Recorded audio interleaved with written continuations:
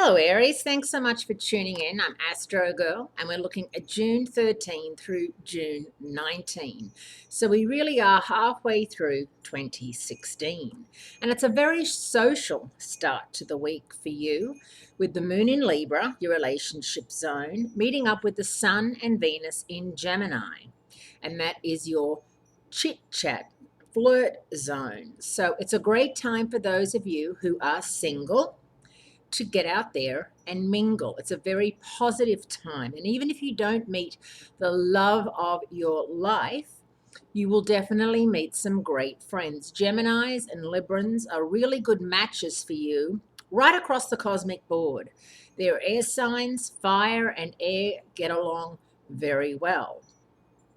Later in the week, Venus moves into Cancer, which is a totally different kettle of cosmic fish. In your fourth house of home and family for the next month, many of you will become more like homebodies. You're going to want to stay home. You're not going to particularly want to be out and about as much as you have been over the last couple of weeks. And that's just fine too. It's time probably to save money. Unfortunately, these days, going out and being social ends up costing a lot of money, as we all know.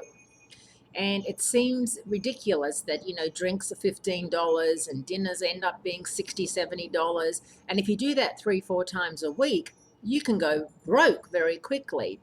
So it's a good time with Venus in Cancer to have people over to your home.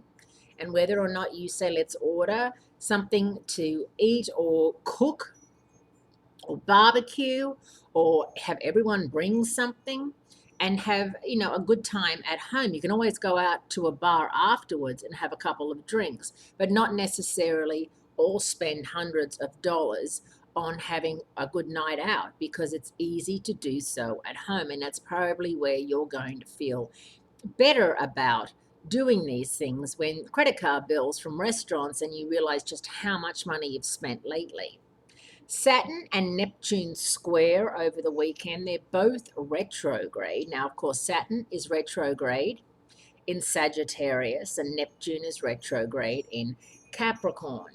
And this double backward motion is an indication that any disappointments that come out of this square will be experienced internally rather than externally in the outer world. So if you feel disappointed about something, maybe something you didn't achieve or didn't do, you have time. Who's saying that you can't go ahead and achieve it or do it later in the year or next year?